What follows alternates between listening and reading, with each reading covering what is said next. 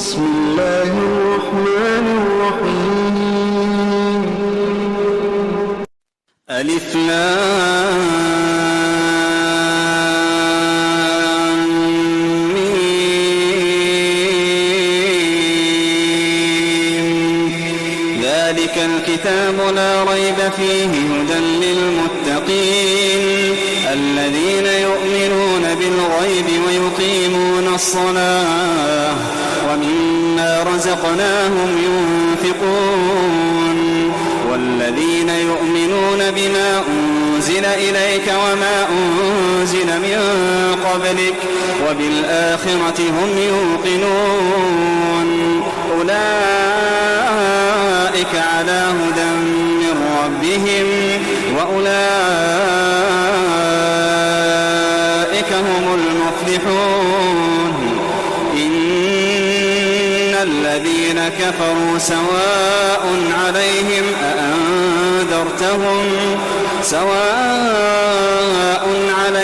أأنذرتهم أم لم تنذرهم لا يؤمنون.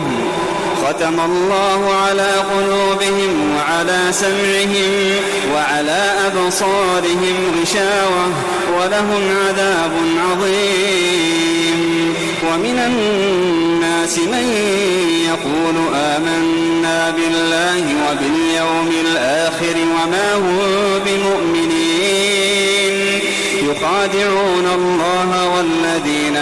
آمنوا وما يخدعون إلا أنفسهم وما يشعرون.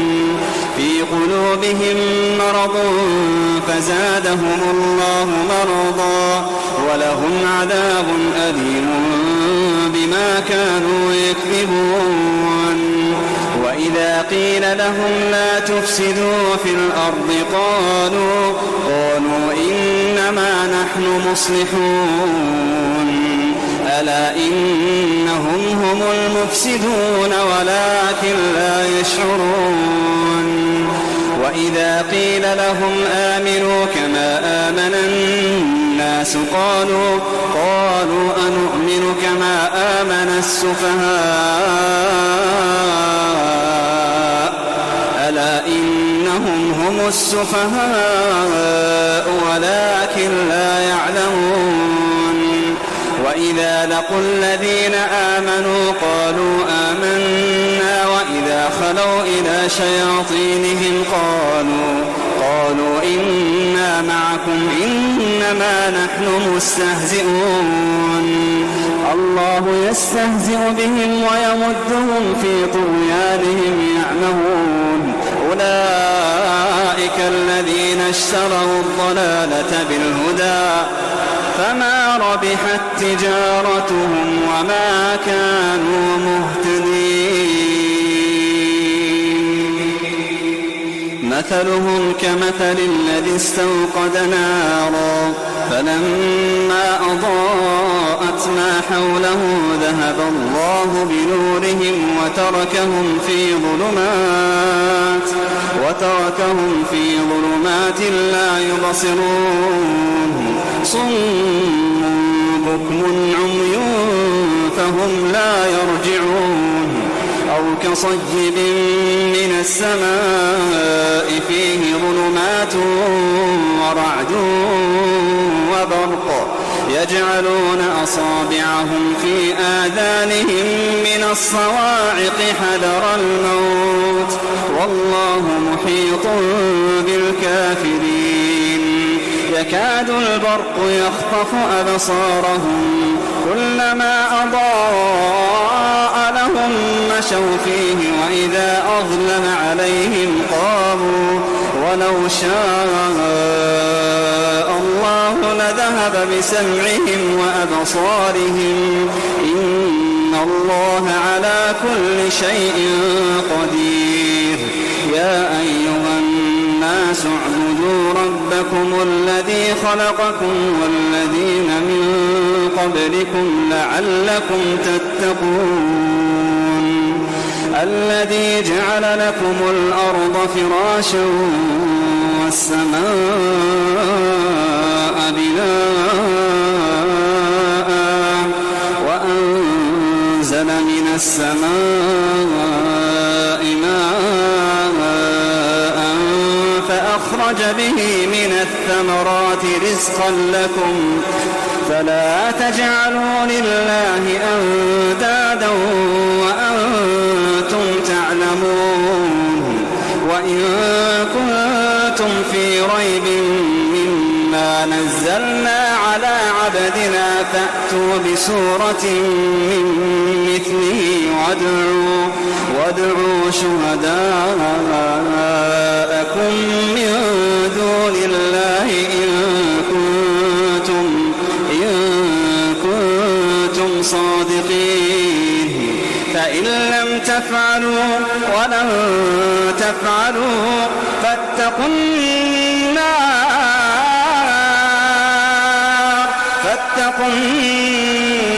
التي وقودها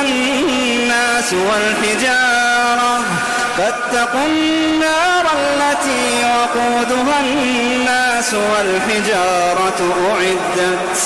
أعدت للكافرين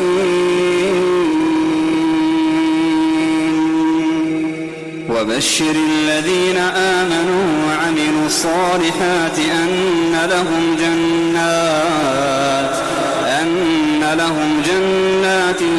تجري من تحتها الأنهار كلما رزقوا منها من ثمرة رزقا قالوا هذا الذي رزقنا من قبل وأتوا به متشابها ولهم فيها أزواج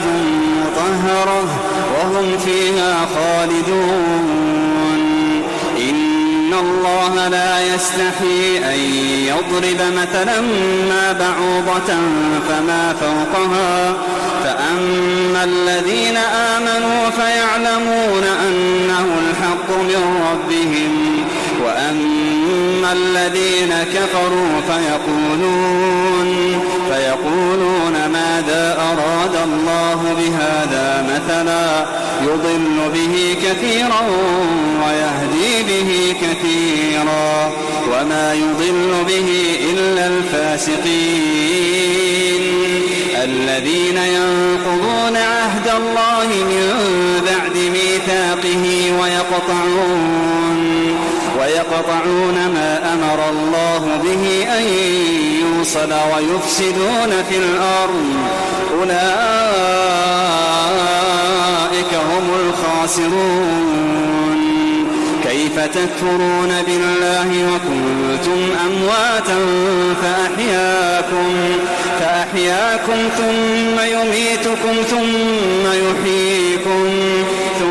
يحييكم ثم إليه ترجعون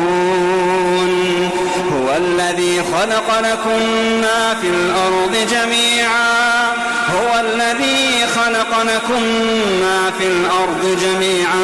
ثم استوى إلى السماء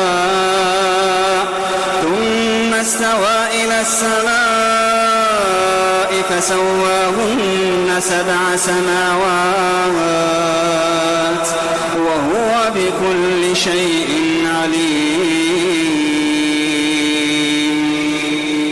وإذ قال ربك للملائكة إني جاعل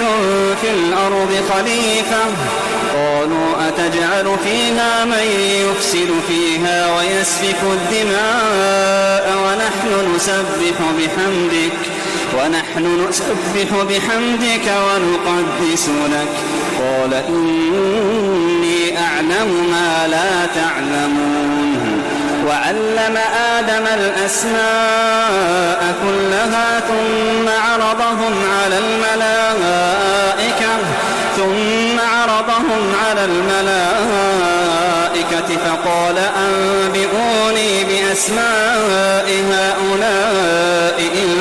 كنتم صادقين قالوا سبحانك لا علم لنا إلا ما علمتنا إنك أنت العليم الحكيم قال يا آدم أنبئهم بأسمائهم فلما أنبأهم بأسمائهم قال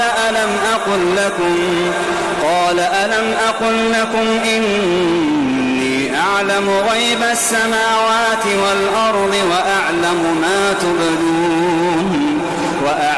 ما تبدون وما كنتم تكتمون وإذ قلنا للملائكة اسجدوا لآدم فسجدوا إلا إبليس أبى واستكبر وكان من الكافرين وقلنا يا آدم اسكن أنت وزوجك الجنة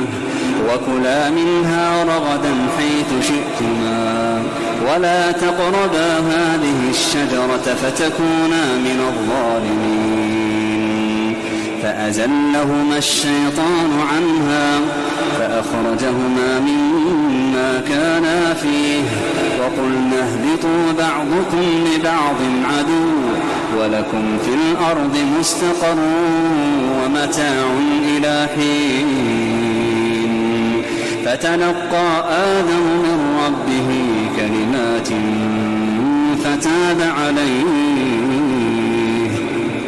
إنه هو التواب الرحيم قلنا اهبطوا منها جميعا فإما يأتينكم مني هدى فمن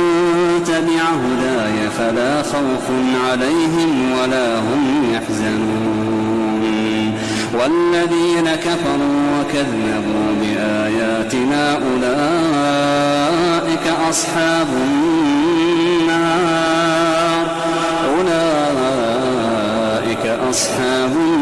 النار هم فيها خالدون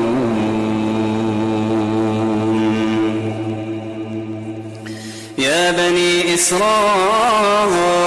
اذكروا نعمتي التي أنعمت عليكم وأوفوا بعهدي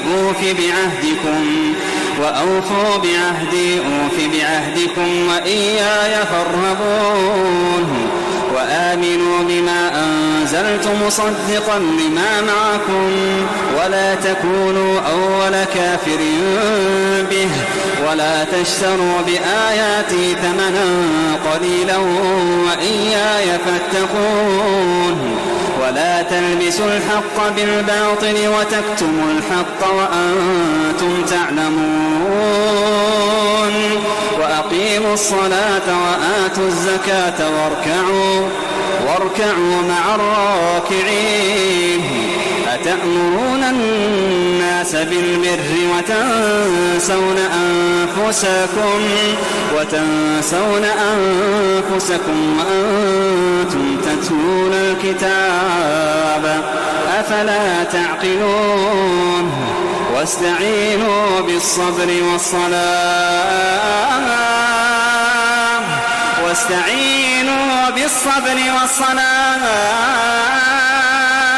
وإنها لكبيرة إلا على الخاشعين واستعينوا بالصبر والصلاة وإنها لكبيرة إلا على الخاشعين الذين يظنون أنهم ملاقو ربهم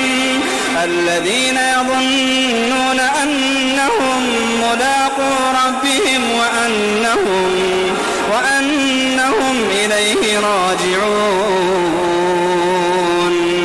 يا بني إسرائيل اذكروا نعمتي التي أنعمت عليكم وأني فضلتكم على العالمين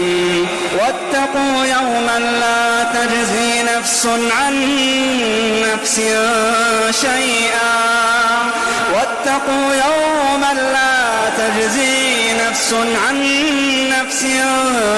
شيئا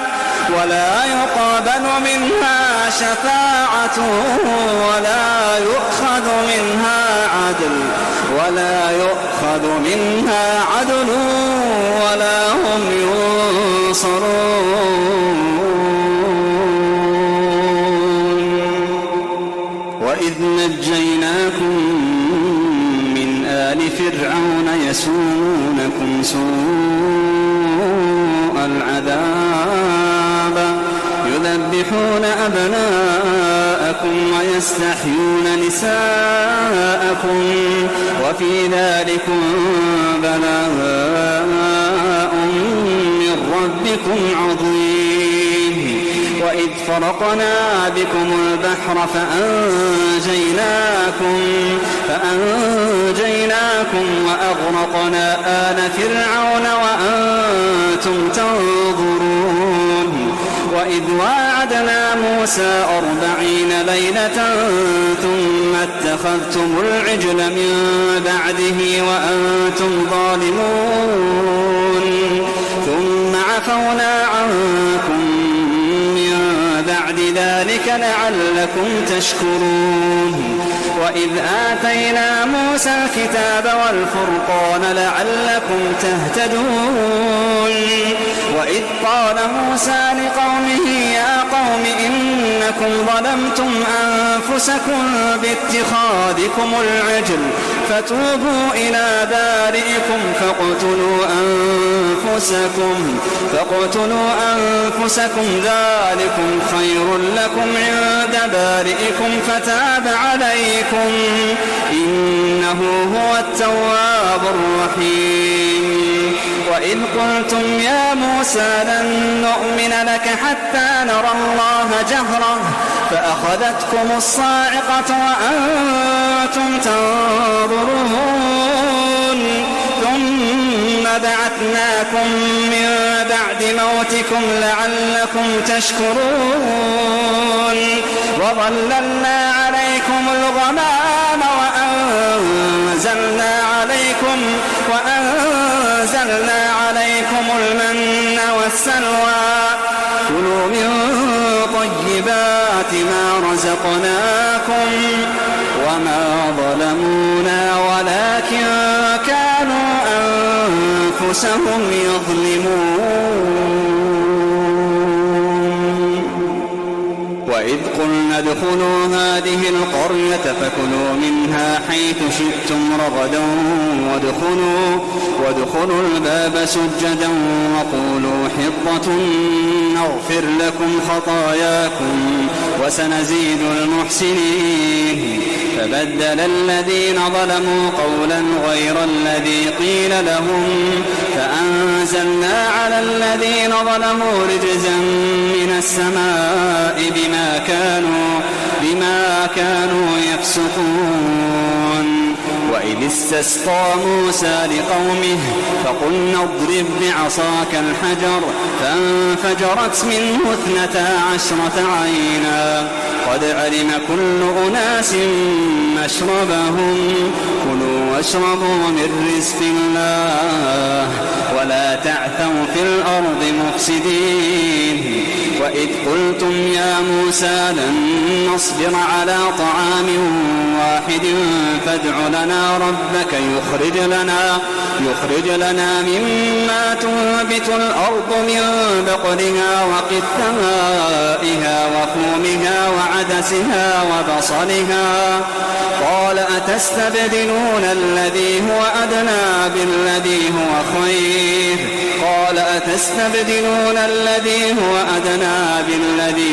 خير اهبطوا مصرا فإن لكم ما سألتم وضربت عليهم الذلة والمسكنة وباءوا بغضب من الله ذلك بأنهم كانوا يكفرون بآيات الله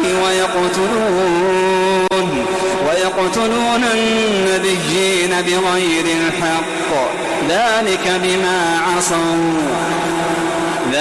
بما عصوا وكانوا يعتدون. إن الذين آمنوا والذين هادوا والنصارى والصابئين من آمن بالله واليوم الآخر وعمل صالحا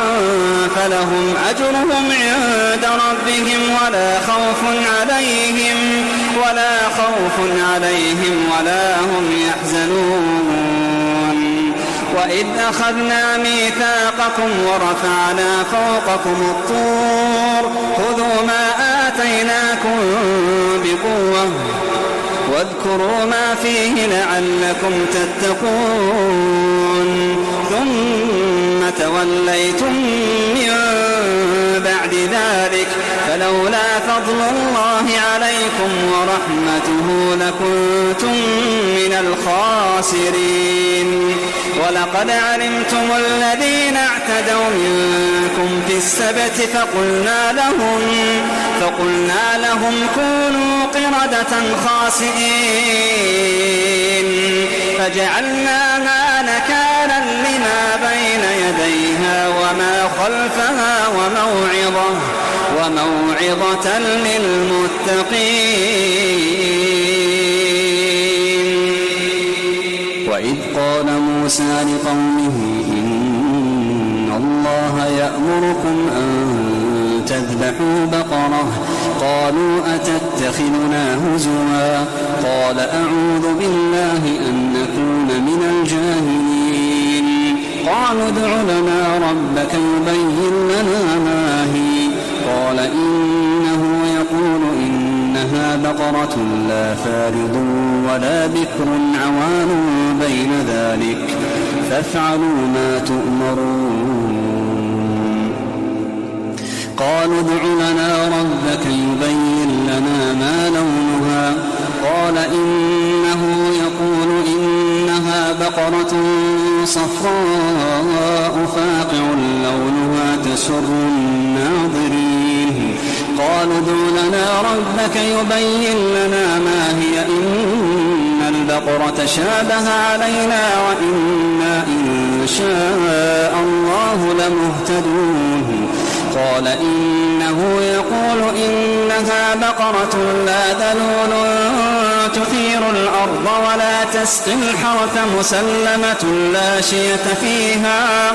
قالوا الآن جئت بالحق فذبحوها وما كانوا يفعلون. وإذ قتلتم نفسا فادارأتم فيها والله مخرج ما كنتم تكتمون. فقلنا اضربوه ببعضها كذلك يحيي الله الموتى ويريكم آياته لعلكم تعقلون.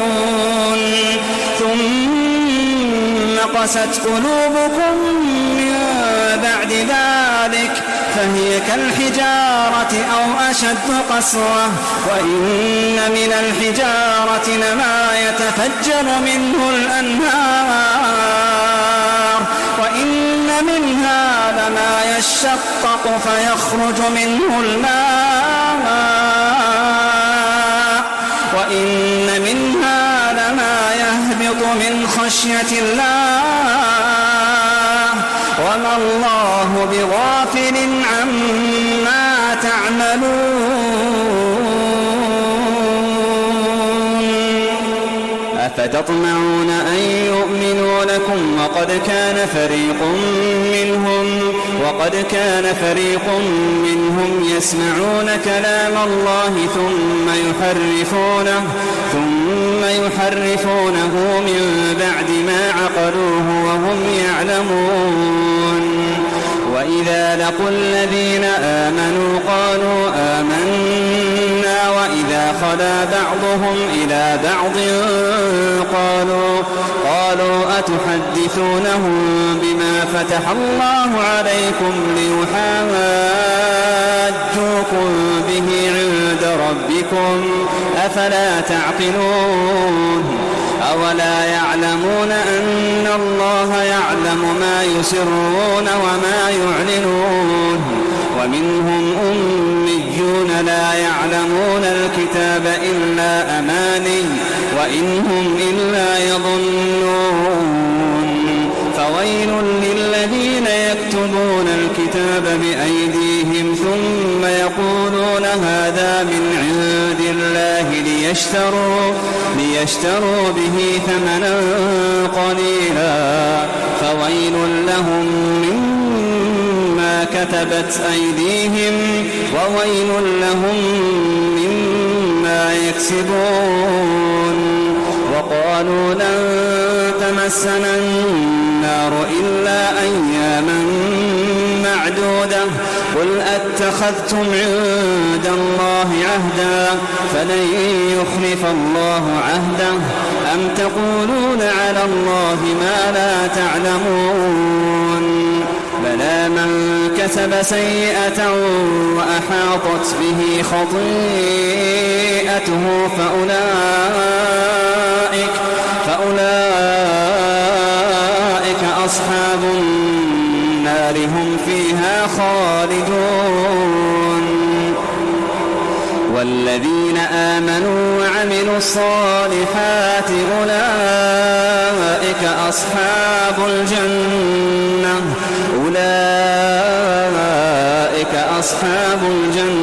هم فيها خالدون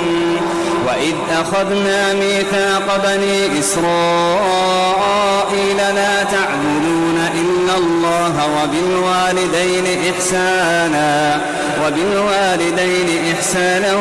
وذي القربى واليتامى والمساكين وقولوا للناس حسنا وأقيموا الصلاة وآتوا الزكاة ثم توليتم إلا قليلا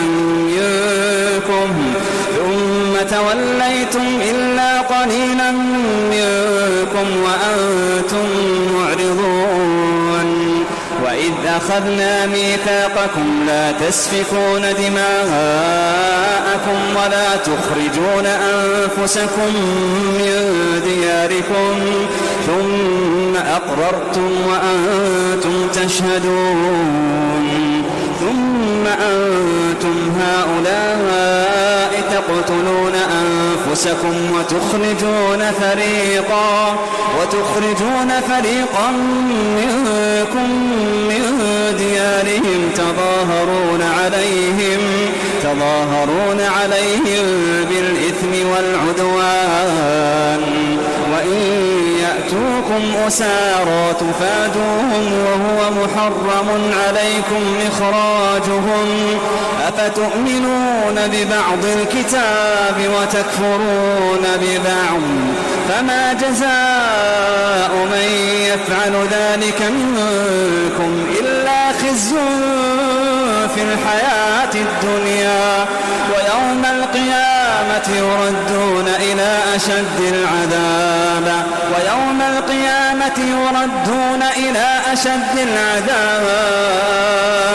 وما الله بغافل عما تعملون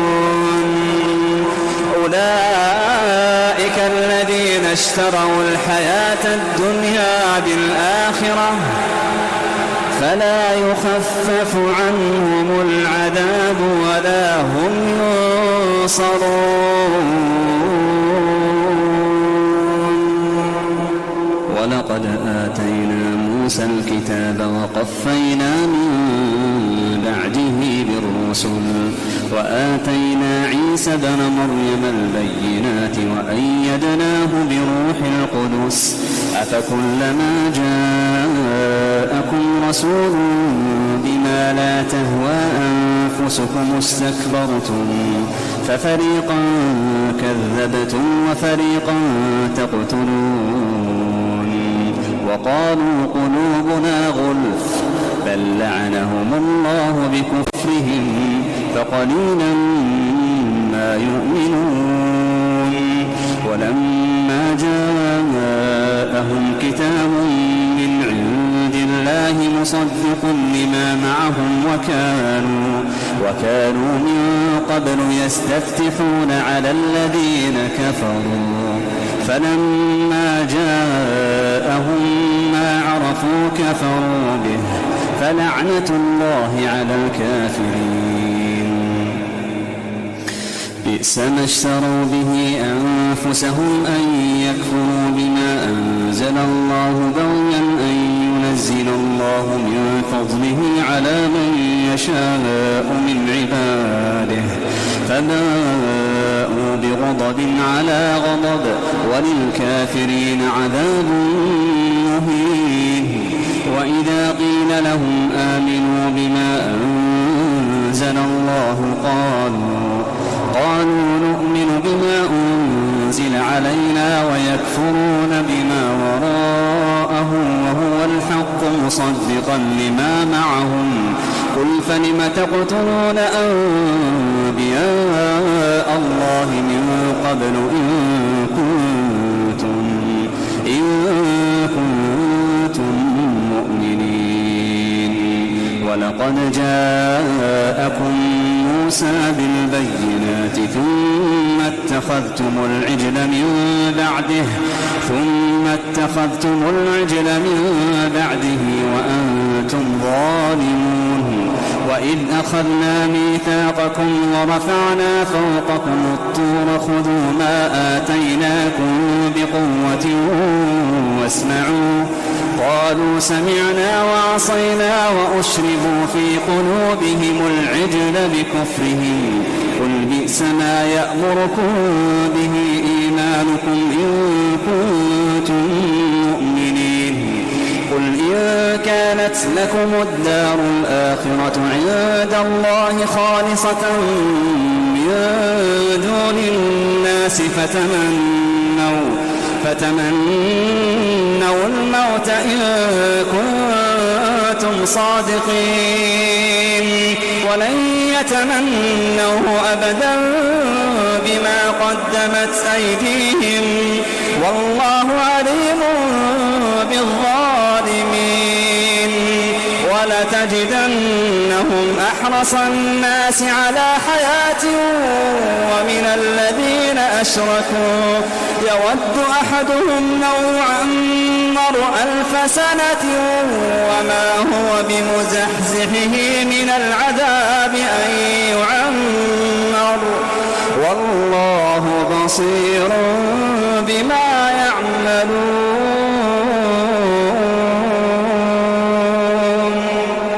قل من كان عدوا لجبريل فإنه نزله على قلبك بإذن الله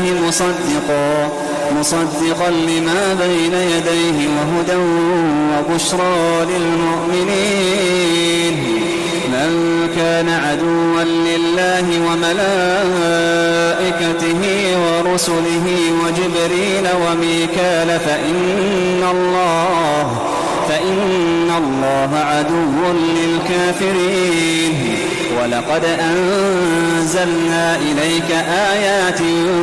بينات وما يكفر بها إلا الفاسقون. أوكلما عاهدوا عهدا نبذه فريق منهم بل أكثرهم لا يؤمنون. ولما جاءهم رسول من عند الله مصدق لما معهم نبذ فريق من الذين أوتوا الكتاب كتاب الله وراء ظهورهم كأنهم لا يعلمون. واتبعوا ما تتلو الشياطين على ملك سليمان وما كفر سليمان ولكن الشياطين كفروا يعلمون الناس السحر وما أنزل على الملكين ببابل هاروت وماروت وما يعلمان من أحد حتى يقولا إنما نحن فتنة فلا تكفر فيتعلمون منهما ما يفرقون به بين المرء وزوجه وما هم بضارين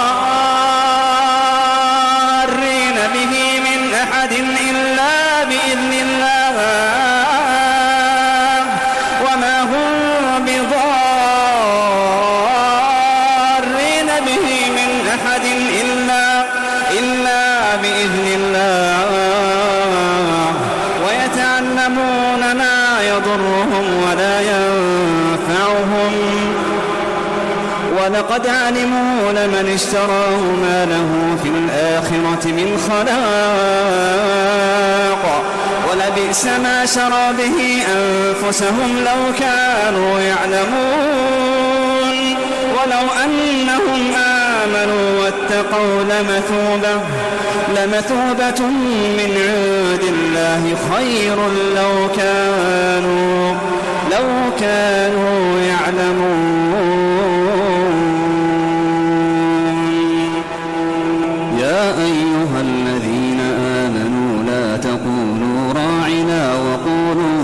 انظرنا واسمعوا وللكافرين عذاب أليم. ما يود الذين كفروا من أهل الكتاب ولا المشركين أن ينزل عليكم من خير من ربكم والله يختص برحمته من يشاء والله ذو الفضل العظيم. ما ننسخ من آية أو ننسها نأت بخير منها أو مثلها. ألم تعلم أن الله على كل شيء قدير. ألم تعلم أن الله له ملك السماوات والأرض وما لكم من دون الله من ولي ولا نصير. أم تريدون أن تسألوا رسولكم كما سئل موسى من قبل ومن يتبدل الكفر بالإيمان فقد ضل سواء السبيل. ود كثير من أهل الكتاب لو يردونكم من بعد إيمانكم كفارا حسدا من عند أنفسهم من بعد ما تبين لهم الحق فاعفوا واصفحوا حتى يأتي الله بأمره إن الله على كل شيء قدير. وأقيموا الصلاة وآتوا الزكاة وما تقدموا لأنفسكم من خير تجدوه عند الله إن الله بما تعملون بصير. وقالوا لن يدخل الجنة إلا من كان هودا أو نصارى تلك أمانيهم قل هاتوا برهانكم إن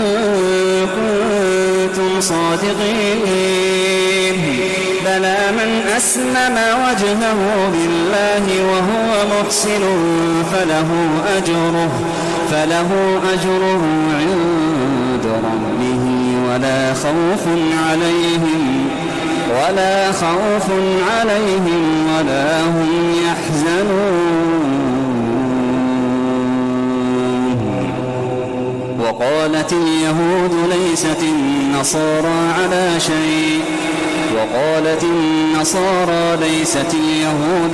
شيء وهم يتلون الكتاب كذلك قال الذين لا يعلمون مثل قولهم فالله يحكم بينهم يوم القيامة فيما كانوا فيه يختلفون.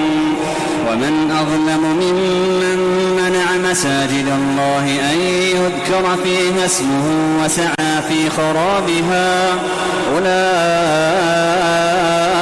ما كان لهم أن يدخلوها إلا خائفين لهم في الدنيا خزي ولهم في الآخرة عذاب عظيم. ولله المشرق والمغرب فأينما تولوا فثم وجه الله إن الله واسع عليم. وقالوا اتخذ الله ولدا سبحانه بل له ما في السماوات والأرض كل له قانتون بديع السماوات والأرض وإذا قضى أمرا فإنما يقول له كن فيكون وقال الذين لا يعلمون لولا يكلمنا الله أو تأتينا آية كذلك قال الذين من قبلهم مثل قولهم تشابهت قلوبهم قد بينا الآيات لقوم يوقنون إنا أرسلناك بالحق بشيرا ونذيرا ولا تسأل عن أصحاب الجحيم ولن ترضى عنك اليهود ولا النصارى حتى تتبع ملتهم قل إن هدى الله هو الهدى ولئن اتبعت أهواءهم بعد الذي جاءك من العلم ما لك من الله من ولي ولا نصير الذين آتيناهم الكتاب يتلونه حق تلاوته أولئك يؤمنون به ومن يكفر به فأولئك هم الخاسرون يا بني إسرائيل اذكروا نعمتي التي أنعمت عليكم وأني فضلتكم على العالمين واتقوا يوما لا تجزي نفس عن نفس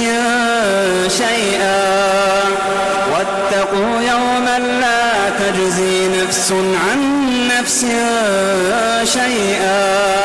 ولا يقبل منها عدل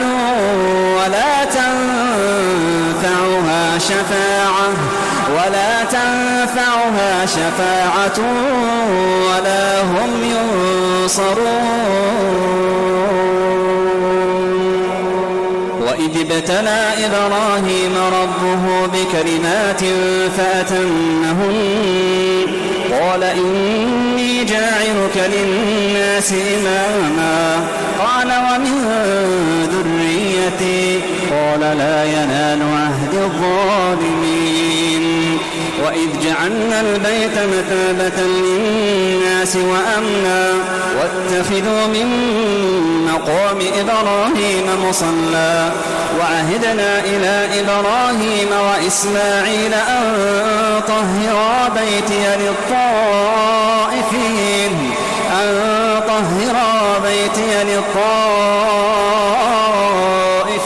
والعاكفين والركع السجود وإذ قال إبراهيم رب اجعل هذا بلدا آمنا وارزق أهله من الثمرات من آمن منهم بالله واليوم الآخر قال ومن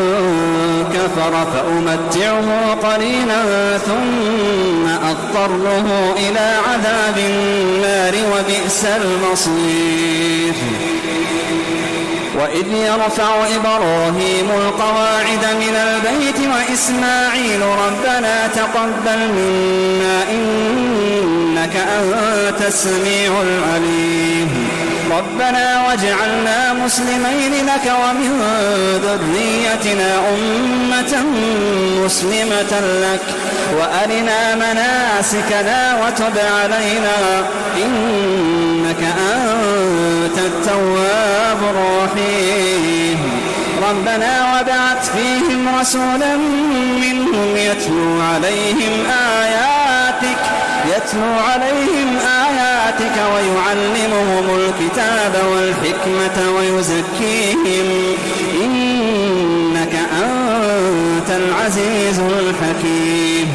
ومن يرغب عن ملة إبراهيم إلا من سفه نفسه ولقد اصطفيناه في الدنيا وإنه في الآخرة لمن الصالحين إذ قال له ربه أسلم قال أسلمت لرب العالمين ووصى بها إبراهيم بنيه ويعقوب يا بني إن الله اصطفى لكم الدين فلا تموتن إلا وأنتم مسلمون أم كنتم شهداء إذ حضر يعقوب الموت إذ قال لبنيه ما تعبدون من بعدي قالوا نعبد إلهك وإله آبائك إبراهيم وإسماعيل وإسحاق إلها واحدا ونحن له مسلمون تلك أمة قد خلت لها ما كسبت ولكم ما كسبتم ولا تسألون عما كانوا يعملون وقالوا كونوا هودا أو نصارى تهتدوا قل بل ملة إبراهيم حنيفا وما كان من المشركين قولوا آمنا بالله وما أنزل إلينا وما أنزل إلى إبراهيم وإسماعيل وإسحاق ويعقوب والأسباط وما أوتي موسى وعيسى وما أوتي النبيون من ربهم لا نفرق بين أحد منهم ونحن له مسلمون فإن آمنوا بمثل ما آمنتم به فقد اهتدوا وإن تولوا فإنما هم في شقاق فسيكفيكهم الله وهو السميع العليم صبغة الله ومن أحسن من الله صبغة ونحن له عابدون قل أتحاجوننا في الله وهو ربنا وربكم ولنا أعمالنا ولكم أعمالكم ونحن له مخلصون أم تقولون إن إبراهيم وإسماعيل وإسحاق ويعقوب والأسباط كانوا هودا أو نصارى قل أأنتم أعلم أم الله ومن أظلم ممن كتم شهادة عنده من الله وما الله بغافل عما تعملون تلك أمة قد خلت لها ما كسبت ولكم ما كسبتم ولا تسألون عما كانوا يعملون سيقول السفهاء من الناس ما ولاهم عن قبلتهم التي كانوا عليها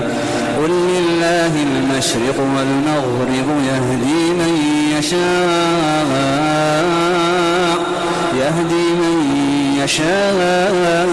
إلى صراط مستقيم وكذلك جعلناكم أمة وسطا لتكونوا شهداء على الناس ويكون الرسول عليكم شهيدا وما جعلنا القبلة التي كنت عليها إلا لنعلم من يتبع الرسول ممن ينقلب على عقبيه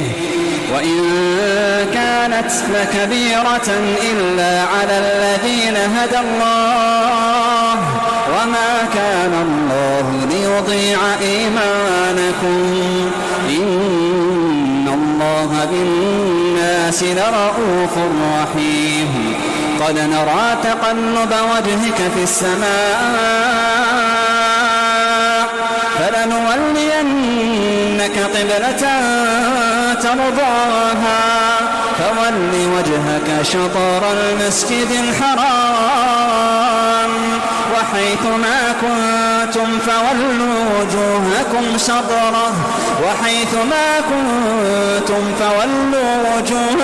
شطره وإن الذين أوتوا الكتاب ليعلمون أنه الحق من ربهم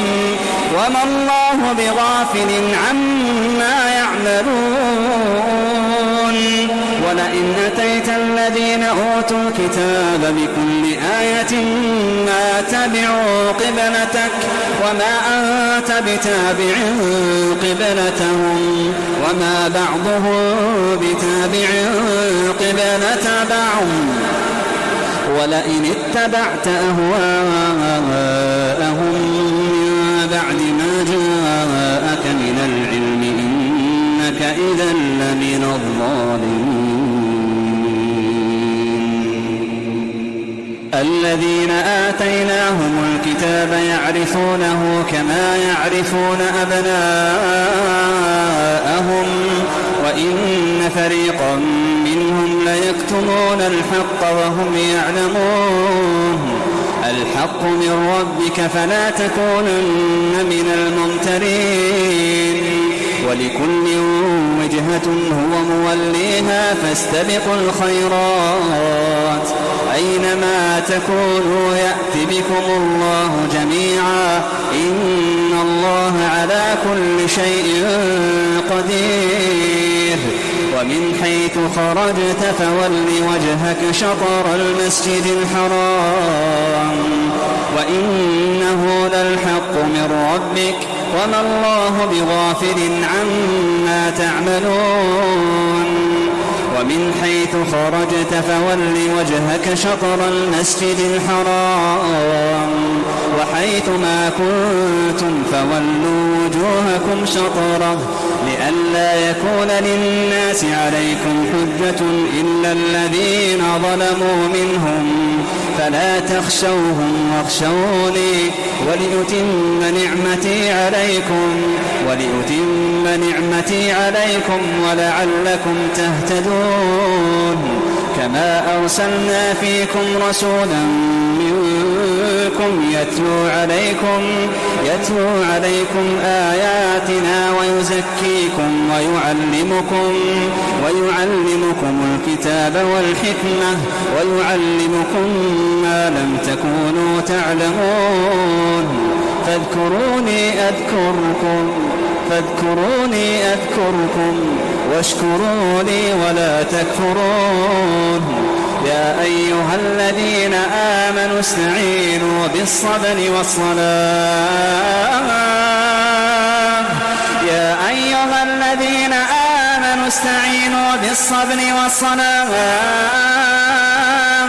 إن الله مع الصابرين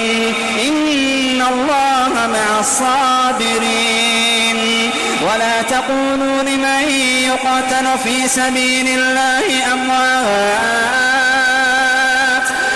تقولوا لمن يقتل في سبيل الله أموات بل أحياء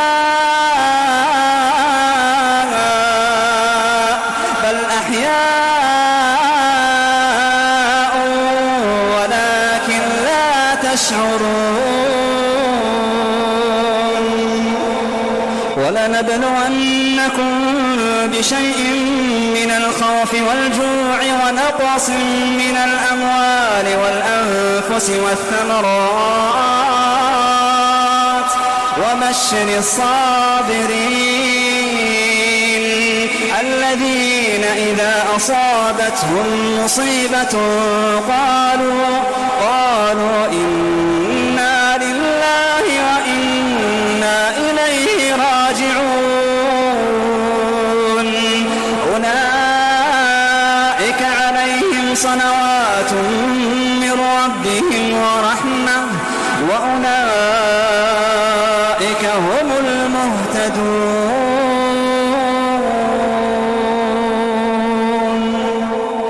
إن الصفا والمروة من شعائر الظهر فلا جناح عليه أن يطوف بهما ومن تطوع خيرا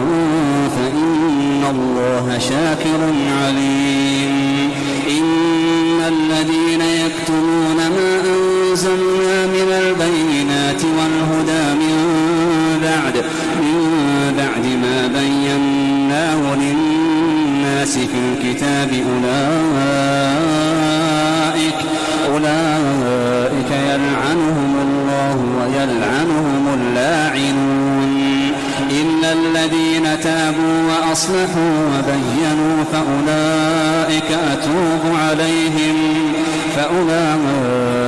أتوب عليهم وأنا التواب الرحيم إن الذين كفروا وماتوا وهم كفار أولئك عليهم لعنة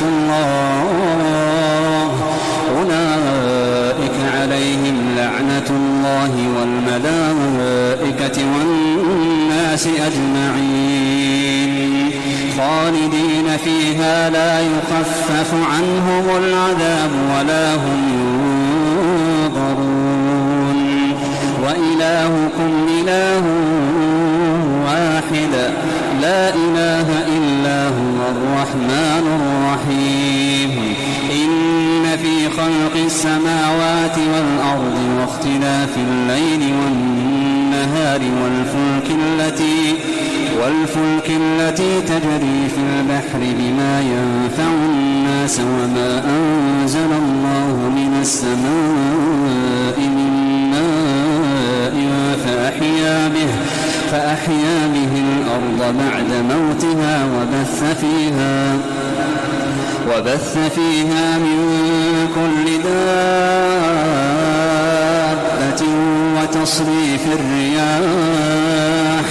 وتصريف الرياح والسحاب المسخر بين السماء والأرض لآيات لقوم يعقلون ومن الناس من يتخذ من دون الله أندادا يحبونهم كحب الله والذين آمنوا أشد حبا لله ولو يرى الذين ظلموا إذ يرون العذاب أن القوة لله جميعا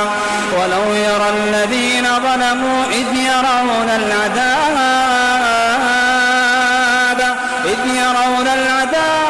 أن القوة لله جميعا وأن الله شديد العذاب إذ تبرأ الذين اتبعوا من الذين اتبعوا ورأوا العذاب وتقطعت بهم الأسباب وقال الذين اتبعوا لو أن لنا كرة فنتبرأ منهم كما تبرأوا منا كذلك يريهم الله أعمالهم حسرات عليهم وما هم بخارجين من النار يا أيها الناس كلوا مما في الأرض حلالا طيبا ولا تتبعوا خطوات الشيطان إنه لكم عدو مبين إنما يأمركم بالسوء والفحشاء وأن تقولوا على الله ما لا تعلمون وإذا قيل لهم اتبعوا ما أنزل الله قالوا بل نتبع ما ألفينا عليه آباءنا أولو كان آباؤهم لا يعقلون شيئا ولا يهتدون ومثل الذين كفروا كمثل الذي ينعق ينطق بما لا يسمع إلا دعاء ونداء صم بكم عمي فهم لا يعقلون يا أيها الذين آمنوا كلوا من طيبات ما رزقناكم واشكروا لله إن كنتم إياه تعبدون إنما حرم عليكم الميتة والدم ولحم الخنزير وما أهل به لغير الله فمن اضطر غير باغ ولا عاد فلا إثم عليه إن الله غفور رحيم إن الذين يكتمون ما أنزل الله من الكتاب ويشترون به ثمنا قليلا أولئك ما يأكلون في بطونهم إلا النار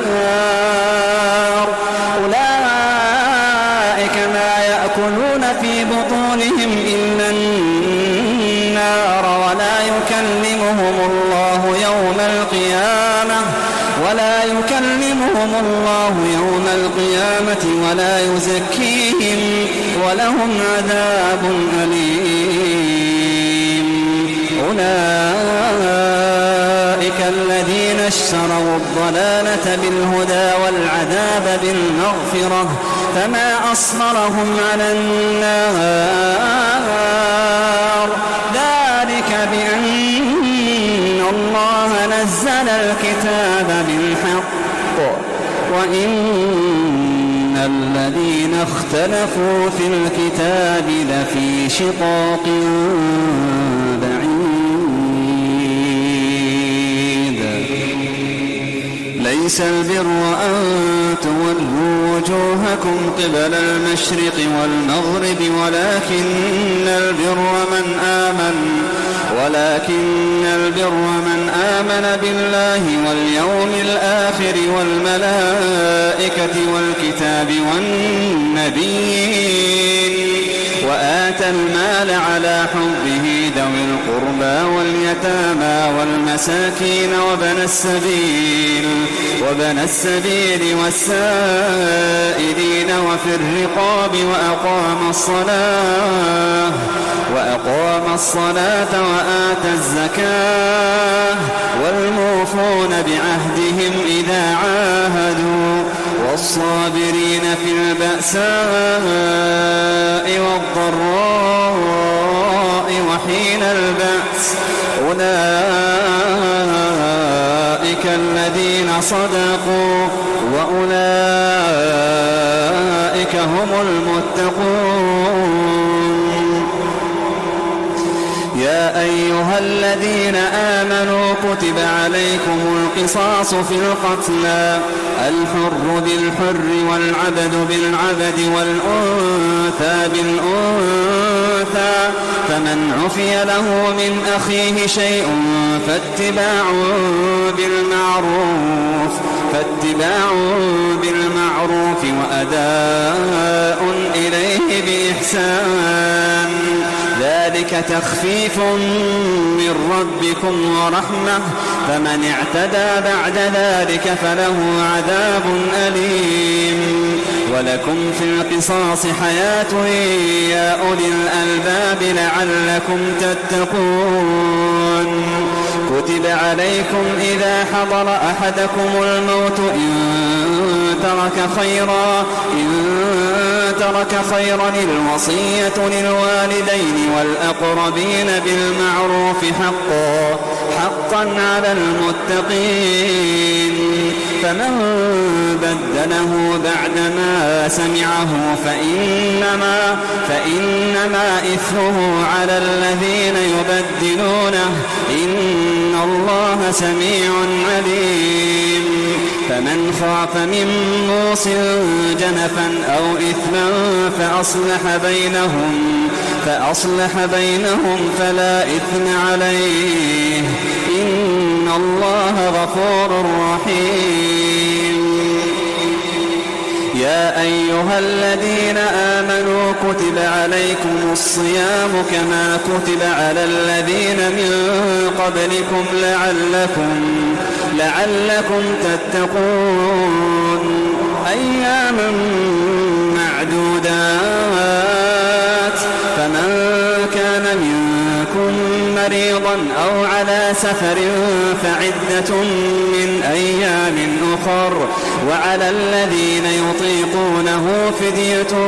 طعام مسكين. فمن تطوع خيرا فهو خير له وأن تصوموا خير لكم إن كنتم تعلمون.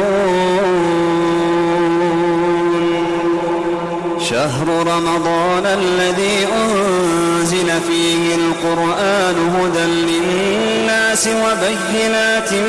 من الهدى والفرقان. فمن شهد منكم الشهر فليصمه. ومن كان مريضا أو على سفر فعدة من أيام أخر.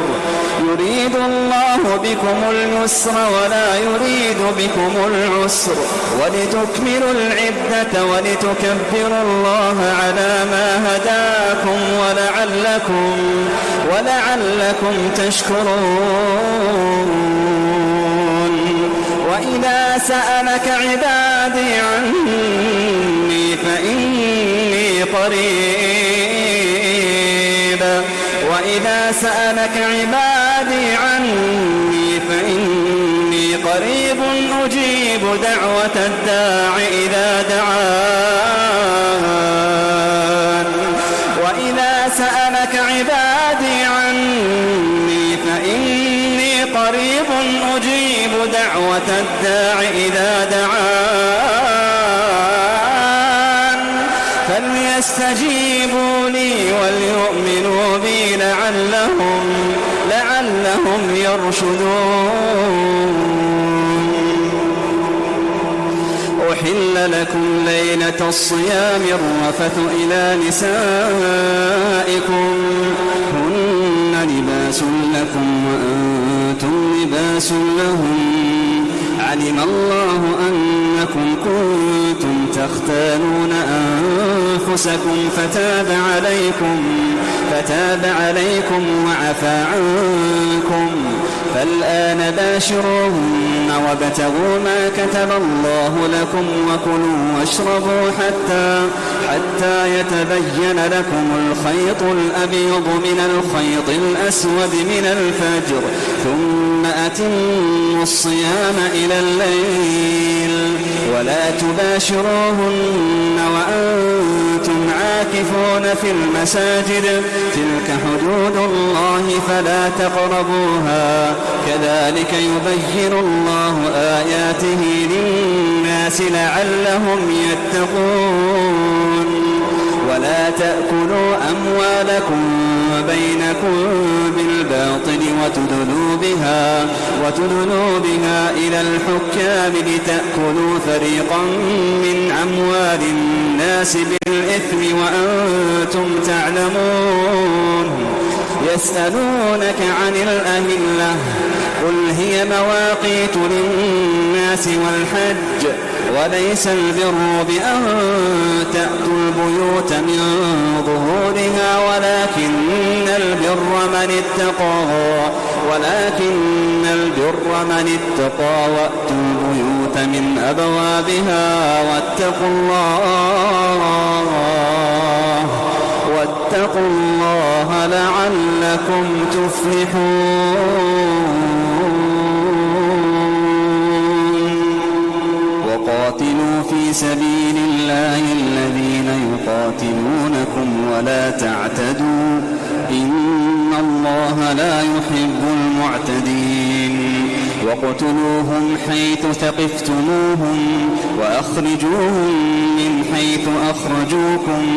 والفتنة أشد من القتل ولا تقاتلوهم عند عند المسجد الحرام حتى يقاتلوكم فيه فإن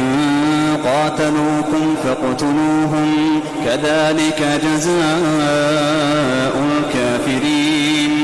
فإن انتهوا فإن الله غفور رحيم وقاتلوهم حتى لا تكون فتنة ويكون الدين لله فإن انتهوا فلا عدوان إلا على الظالمين الشهر الحرام بالشهر الحرام والحرمات قصاص فمن اعتدى عليكم فاعتدوا عليه بمثل ما اعتدى عليكم واتقوا الله واعلموا أن الله مع المتقين وأنفقوا في سبيل الله ولا تلقوا بأيديكم إلى التهلكة وأحسنوا إن الله يحب المحسنين وأتموا الحج والعمرة لله فإن أحصرتم فما استيسر من الهدي ولا تحلقوا رؤوسكم حتى يبلغ الهدي محله فمن كان منكم مريضا أو به أذى من رأسه ففدية من صيام أو صدقة أو نسك فإذا أمنتم فمن تمتع بالعمرة إلى الحج فما استيسر من الهدي فمن لم يجد فصيام 3 أيام في الحج و7 إذا رجعتم تلك 10 كاملة ذلك لمن لم يكن أهله حاضر المسجد الحرام واتقوا الله واعلموا أن الله شديد العقاب الحج أشهر معلومات فمن فرض فيهن الحج فلا رفث ولا فسوق ولا جدال في الحج وما تفعلوا من خير يعلمه الله وتزودوا فإن خير الزاد التقوى واتقون يا أولي الألباب ليس عليكم جناح أن تبتغوا فضلا من ربكم فإذا أفضتم من عرفات فاذكروا الله عند المشعر الحرام واذكروه كما هداكم وإن كنتم من قبله لمن الضالين ثم أفيضوا من حيث أفاض الناس واستغفروا الله إن الله غفور رحيم فإذا قضيتم مناسككم فاذكروا الله كذكركم آباءكم أو أشد ذكرا فمن الناس من يقول ربنا آتنا في الدنيا وما له في الآخرة من خلاق ومنهم من يقول ربنا آتنا في الدنيا حسنة وفي الآخرة حسنة وقنا عذاب النار أولئك لهم نصيب مما كسبوا والله سريع الحساب واذكروا الله في أيام معدودات فمن تعجل في يومين فلا إثم عليه ومن تأخر فلا إثم عليه لمن اتقى واتقوا الله واعلموا أنكم إليه تحشرون ومن الناس من يعجبك قوله في الحياة الدنيا ويشهد الله على ما في قلبه وهو ألد الخصام وإذا تولى سعى في الأرض ليفسد فيها ويهلك الحرث والنسل والله لا يحب الفساد. وإذا قيل له اتق الله أخذته العزة بالإثم فحسبه جهنم ولبئس المهاد. ومن الناس من يشري نفسه ابتغاء مرضات الله والله رؤوف بالعباد.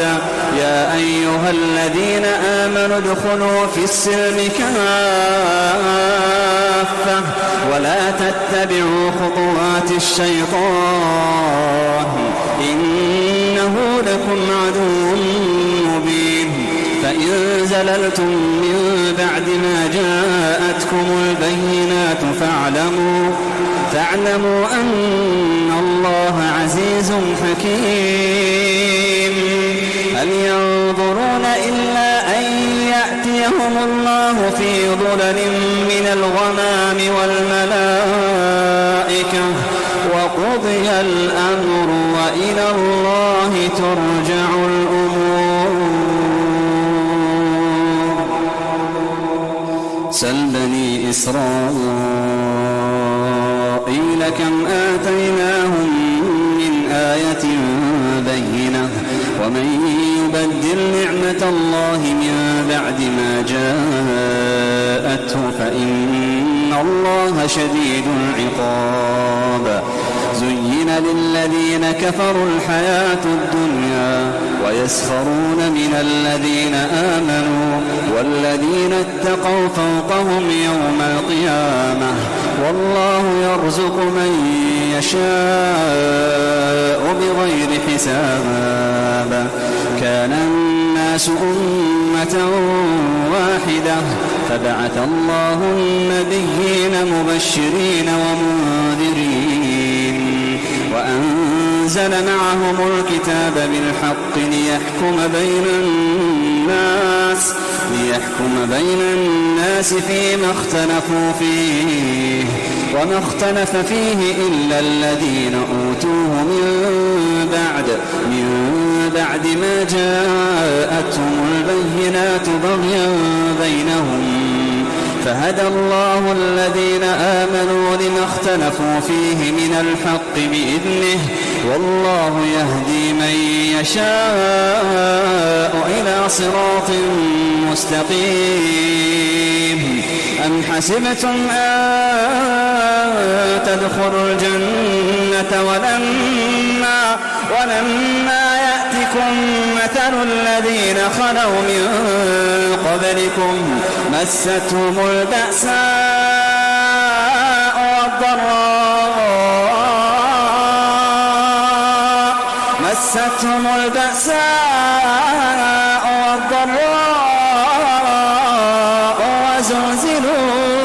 وزلزلوا حتى يقول الرسول والذين آمنوا معه متى نصر الله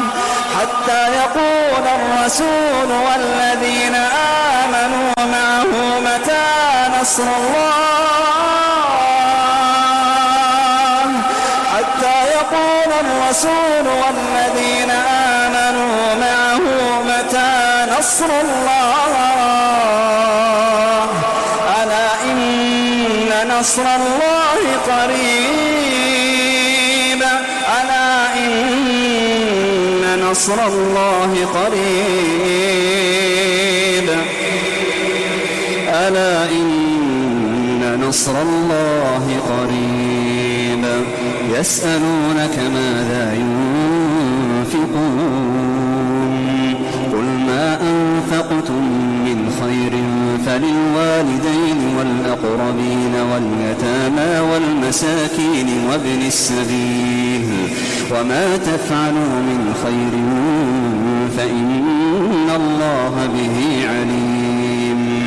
كتب عليكم القتال وهو كره لكم وعسى أن تكرهوا شيئا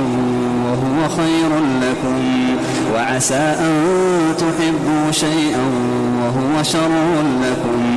والله يعلم وأنتم لا تعلمون. يسألونك عن الشهر الحرام قتال فيه، قل قتال فيه كبير، وصد عن سبيل الله وكفر به والمسجد الحرام وإخراج أهله منه أكبر عند الله،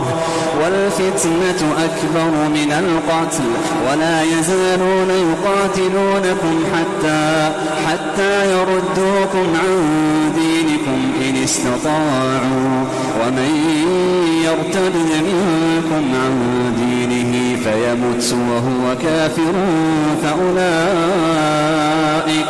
فأولئك حبطت أعمالهم في الدنيا والآخرة، وأولئك أصحاب النار هم فيها خالدون. إن الذين آمنوا والذين هاجروا وجاهدوا في سبيل الله أولئك يرجون رحمة الله، والله غفور رحيم. يسألونك عن الخمر والميسر، قل فيهما إثم كبير ومنافع للناس، وإثمهما أكبر من نفعهما، ويسألونك ماذا ينفقون،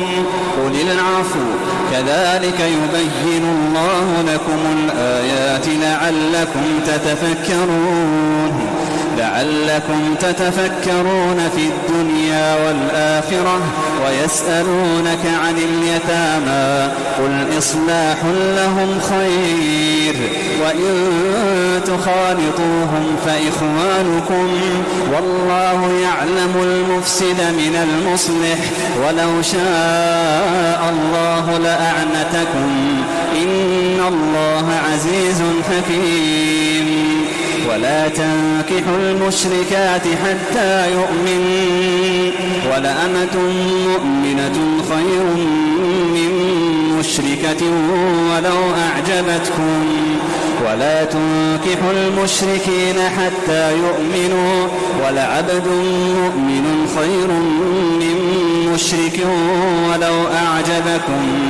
أولئك يدعون إلى النار، والله يدعو إلى الجنة والمغفرة بإذنه، ويبين آياته للناس لعلهم يتذكرون. ويسألونك عن المحيض، قل هو أذى فاعتزلوا النساء في المحيض ولا تقربوهن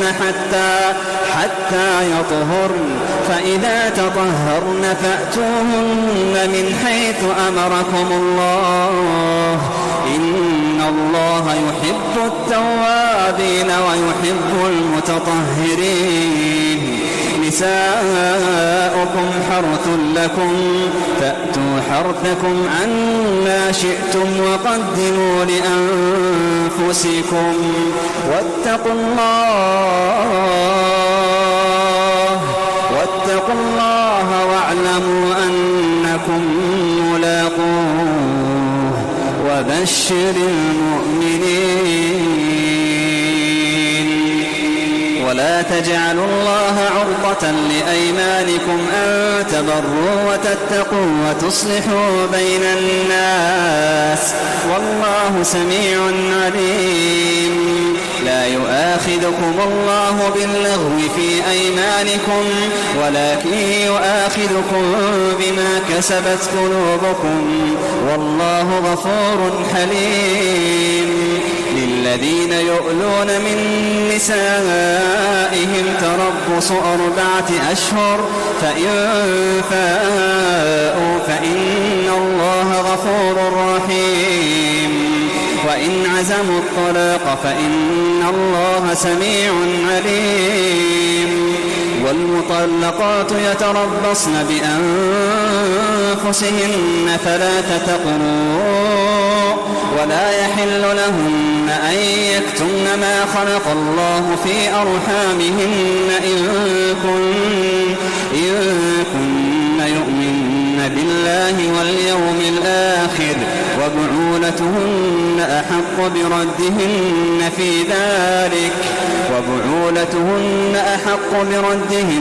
في ذلك إن أرادوا إصلاحا ولهن مثل الذي عليهن بالمعروف وللرجال عليهن درجة والله عزيز حكيم. الطلاق مرتان فإمساك بمعروف أو تسريح بإحسان ولا يحل لكم أن تأخذوا مما آتيتموهن شيئا إلا أن يخافا ألا يقيما حدود الله فإن خفتم ألا يقيما حدود الله فلا جناح عليهما فيما افتدت به تلك حدود الله فلا تعتدوها ومن يتعد حدود الله فأولئك هم الظالمون. فإن طلقها فلا تحل له من بعد حتى تنكح زوجا غيره فإن طلقها فلا جناح عليهما أن يتراجعا إن ظنا أن يقيما حدود الله وتلك حدود الله يبينها لقوم يعلمون. وإذا طلقتم النساء فبلغن أجلهن فأمسكوهن بمعروف أو سرحوهن بمعروف ولا تمسكوهن ضرارا لتعتدوا ومن يفعل ذلك فقد ظلم نفسه ولا تتخذوا آيات الله هزوا واذكروا نعمة الله عليكم وما أنزل عليكم من الكتاب والحكمة يعظكم به واتقوا الله واعلموا أن الله بكل شيء عليم. وإذا طلقتم النساء فبلغن أجلهن فلا تعضلوهن أن ينكحن أزواجهن إذا تراضوا بينهم بالمعروف ذلك يوعظ به من كان منكم يؤمن بالله واليوم الآخر ذلكم أزكى لكم وأطهر والله يعلم وأنتم لا تعلمون. والوالدات يرضعن أولادهن حولين كاملين لمن أراد أن يتم الرضاعة وعلى المولود له رزقهن وكسوتهن بالمعروف لا تكلف نفس إلا وسعها لا تضار والدة بولدها ولا مولود له بولده وعلى الوارث مثل ذلك فإن أرادا فصالا عن تراض منهما وتشاور فلا جناح عليهما وإن أردتم أن تسترضعوا أولادكم فلا جناح عليكم إذا سلمتم ما آتيتم بالمعروف واتقوا الله واعلموا أن الله بما تعملون بصير. والذين يتوفون منكم ويذرون أزواجا يتربصن بأنفسهن 4 أشهر وعشرا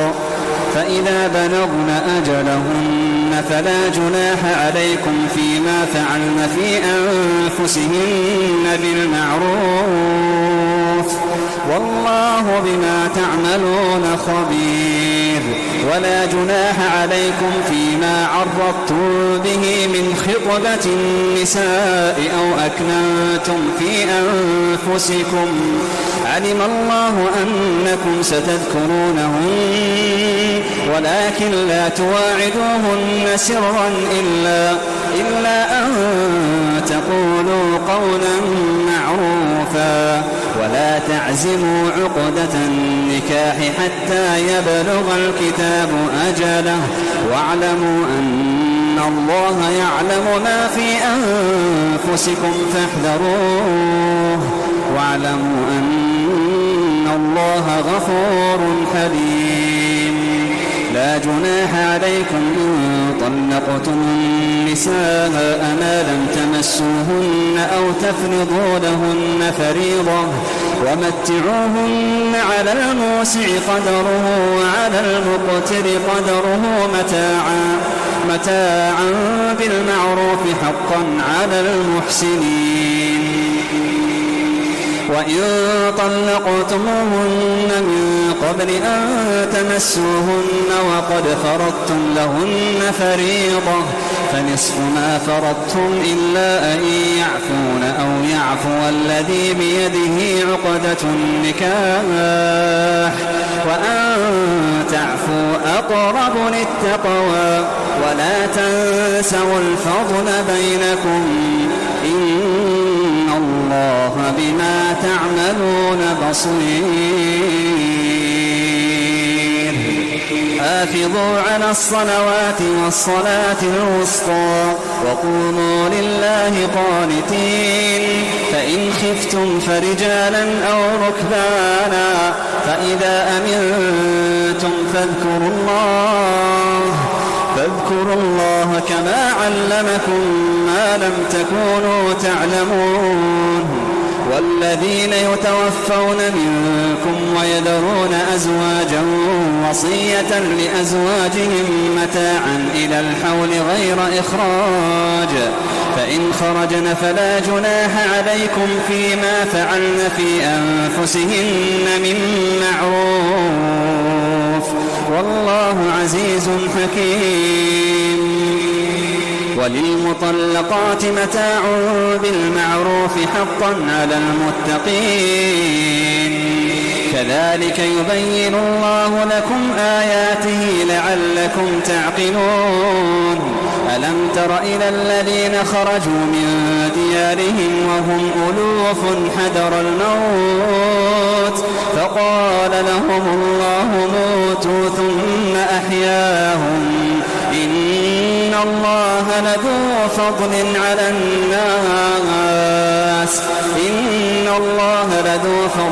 على الناس ولكن أكثر الناس لا يشكرون.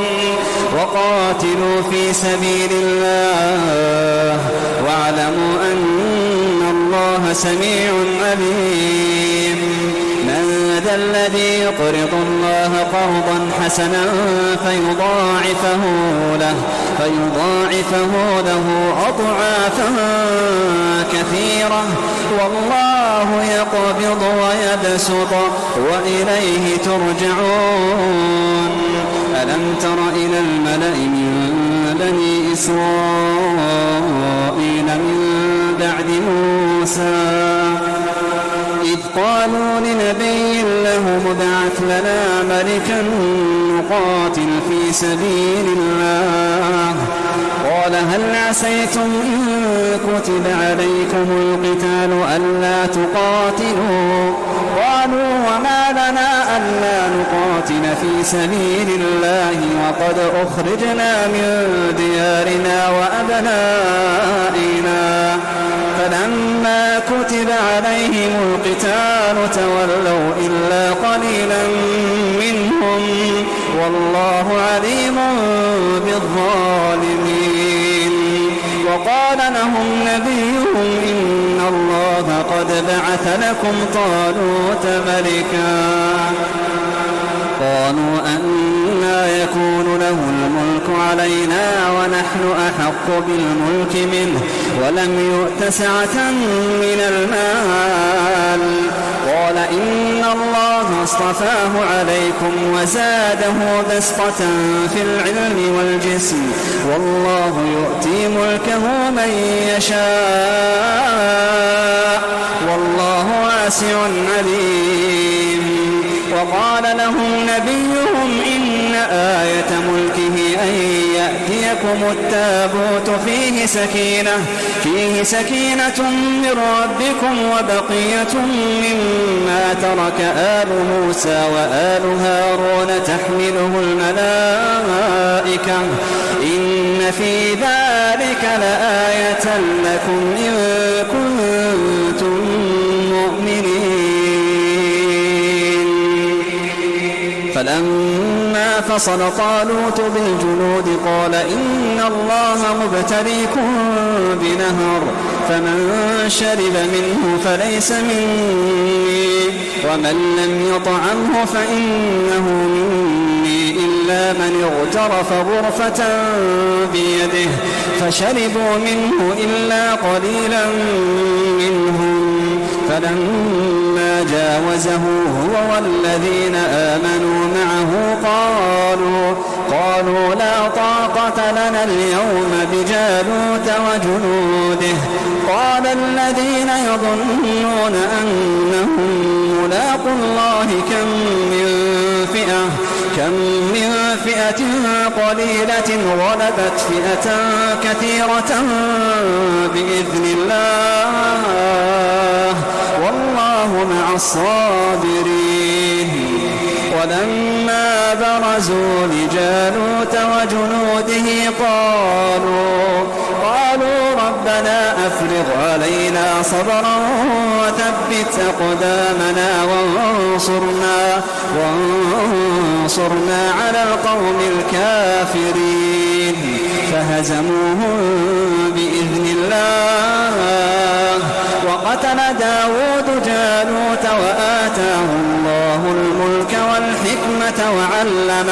وعلمه مما يشاء.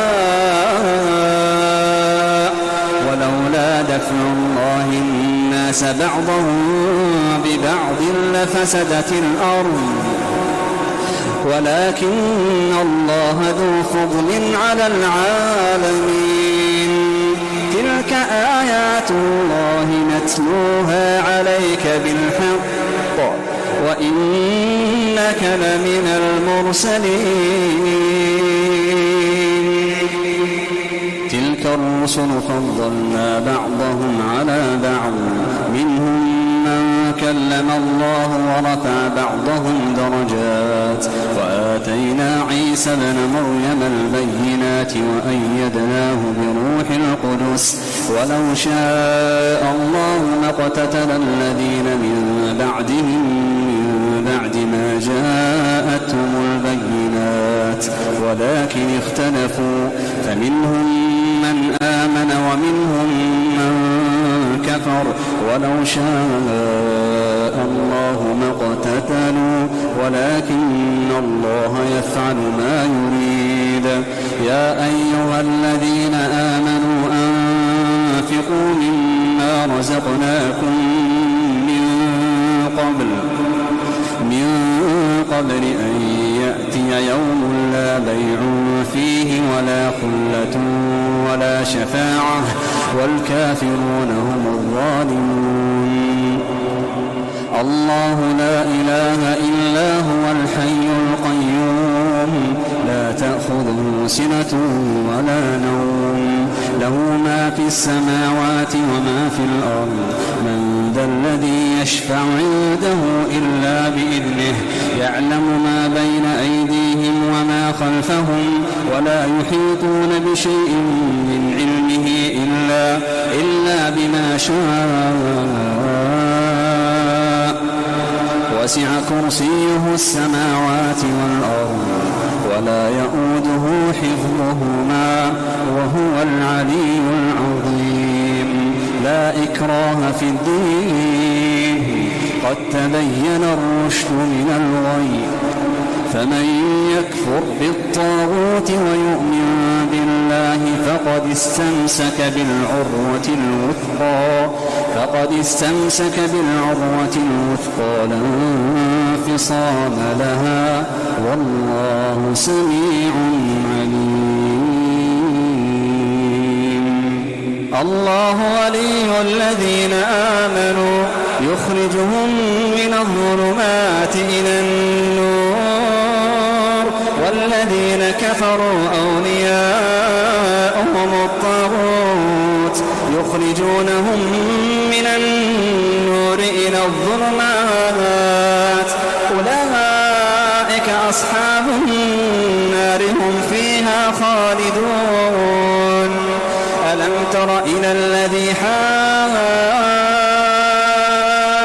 إبراهيم في ربه أن آتاه الله الملك إذ قال إبراهيم ربي الذي يحيي ويميت قال أنا أحيي وأميت قال إبراهيم فإن الله يأتي بالشمس من المشرق فأت بها من المغرب فبهت الذي كفر والله لا يهدي القوم الظالمين.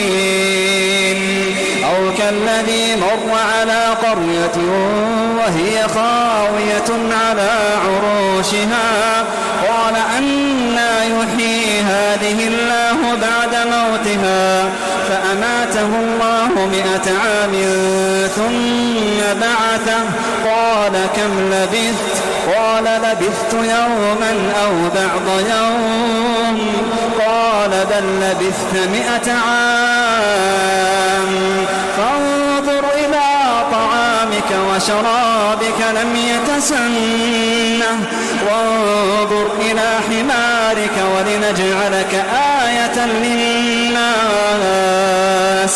وانظر إلى العظام كيف ننشزها ثم نكسوها لحما فلما تبين له قال أعلم أن الله على كل شيء قدير. وإذ قال إبراهيم رب أرني كيف تحيي الموتى قال أولم تؤمن قال بلى ولكن ليطمئن قلبي قال فخذ 4 من الطير فصرهن إليك ثم اجعل على كل جبل منهن جزءا ثم ادعهن يأتينك سعيا واعلم أن الله عزيز حكيم. مثل الذين ينفقون أموالهم في سبيل الله كمثل حبة أنبتت 7 سنابل في كل سنبلة 100 حبة والله يضاعف لمن يشاء والله واسع عليم. الذين ينفقون أموالهم في سبيل الله ثم لا يتبعون ما أنفقوا منا ولا أذى لهم أجرهم عند ربهم ولا خوف عليهم ولا هم يحزنون. قول معروف ومغفرة خير من صدقة يتبعها أذى والله غني حليم. يا أيها الذين آمنوا لا تبطلوا صدقاتكم بالمن والأذى كالذي ينفق ماله رئاء الناس ولا يؤمن بالله واليوم الآخر فمثله كمثل صفوان عليه تراب فأصابه وابل فتركه صلدا لا يقدرون على شيء مما كسبوا والله لا يهدي القوم الكافرين. ومثل الذين ينفقون أموالهم ابتغاء مرضات الله وتثبيتا من أنفسهم كمثل جنة بربوة أصابها وابل فآتت أكلها ضعفين فإن لم يصبها وابل فطل والله بما تعملون بصير أيود أحدكم أن تكون له جنة من نخيل وأعناب تجري من تحتها الأنهار له فيها من كل الثمرات وأصابه الكبر وله ذرية ضعفاء فأصابها إعصار فيه نار فاحترقت كذلك يبين الله لكم الآيات لعلكم تتفكرون يا أيها الذين آمنوا أنفقوا من طيبات ما كسبتم ومما أخرجنا لكم من الأرض ولا تيمموا الخبيث منه تنفقون ولستم بآخذيه إلا أن تغمضوا فيه واعلموا أن الله غني حميد الشيطان يعدكم الفقر ويأمركم بالفحشاء والله يعدكم مغفرة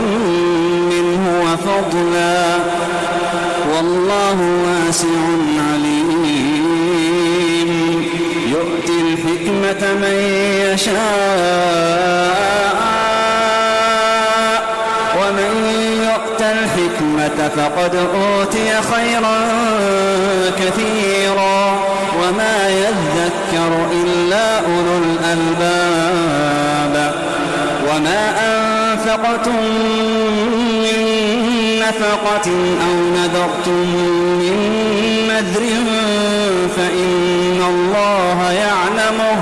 وما للظالمين من أنصار إن تبدوا الصدقات فنعما هي وإن تخفوها وتؤتوها الفقراء فهو خير لكم ويكفر عنكم من سيئاتكم والله بما تعملون خبير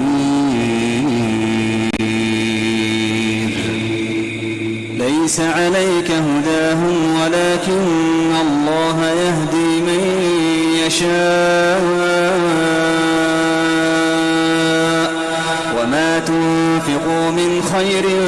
فلأنفسكم وما تنفقون إلا ابتغاء وجه الله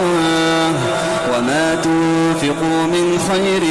يوفى إليكم وأنتم لا تظلمون للفقراء الذين أحصروا في سبيل الله لا يستطيعون ضربا في الأرض يحسبهم الجاهل أغنياء من التعفف تعرفهم بسيماهم لا يسألون الناس إلحافا وما تنفقوا من خير فإن الله به عليم الذين ينفقون أموالهم بالليل والنهار سرا وعلانية فلهم أجرهم عند ربهم ولا خوف عليهم ولا هم يحزنون الذين يأكلون الربا لا يقومون إلا كما يقوم الذي يتخبطه الشيطان من المس ذلك بأنهم قالوا إنما البيع مثل الربا وأحل الله البيع وحرم الربا فمن جاءه موعظة من ربه فانتهى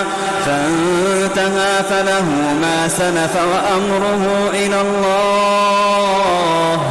ومن عاد فأولئك أصحاب النار هم فيها خالدون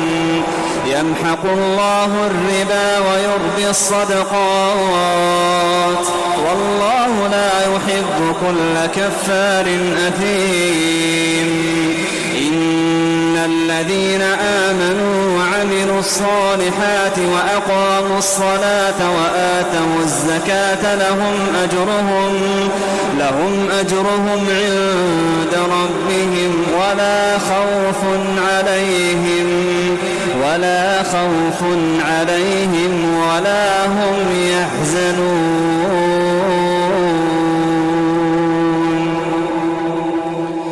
يا أيها الذين آمنوا اتقوا الله وذروا ما بقي من الربا إن كنتم مؤمنين فإن لم تفعلوا فأذنوا بحرب من الله ورسوله وإن تبتم فلكم رؤوس أموالكم لا تظلمون ولا تظلمون وإن كان ذو عسرة فنظرة إلى ميسرة وأن تصدقوا خير لكم إن كنتم تعلمون واتقوا يوما ترجعون فيه إلى الله ثم توفى كل نفس ما كسبت وهم لا يظلمون يا أيها الذين آمنوا إذا تداينتم بدين إلى أجل مسمى فاكتبوه وليكتب بينكم كاتب بالعدل ولا يأب كاتب أن يكتب كما علمه الله فليكتب وليملل الذي عليه الحق وليتق الله ربه ولا يبخس منه شيئا فإن كان الذي عليه الحق سفيها أو ضعيفا أو لا يستطيع أن يمل هو فليملل وليه بالعدل واستشهدوا شهيدين من رجالكم فإن لم يكونا رجلين فرجل وامرأتان ممن ترضون من الشهداء أن تضل إحداهما فتذكر إحداهما الأخرى ولا يأبى الشهداء إذا ما دعوا ولا تسأموا أن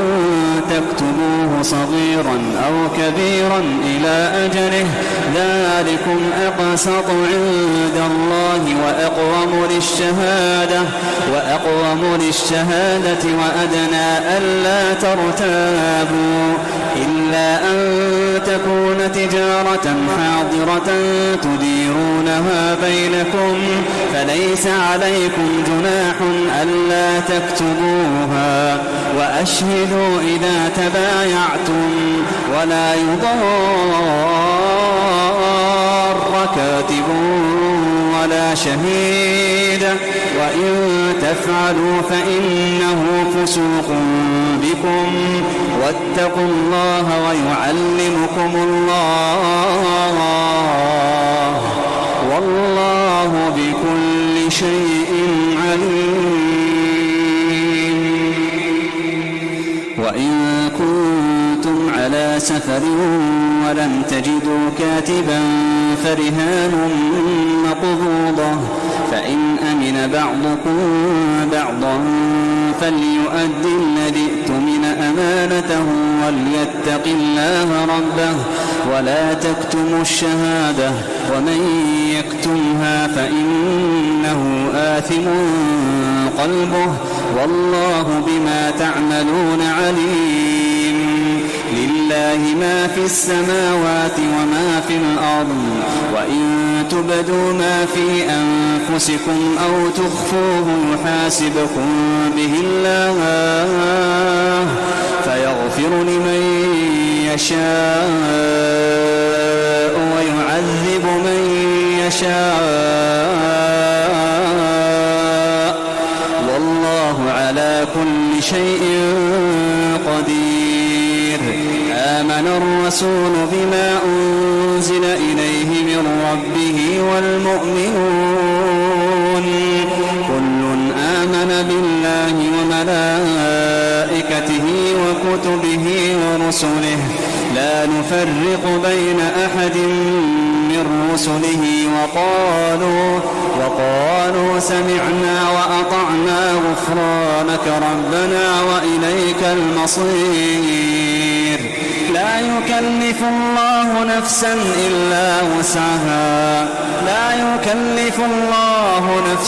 إلا وسعها لها ما كسبت وعليها ما اكتسبت ربنا لا تؤاخذنا إن نسينا أو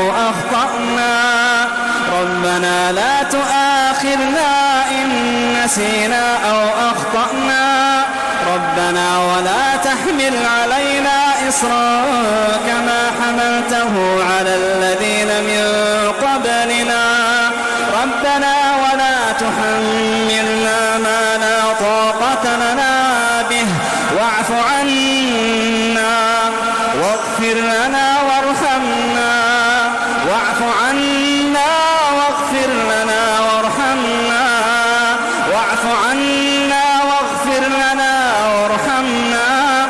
أنت مولانا فانصرنا على القوم الكافرين.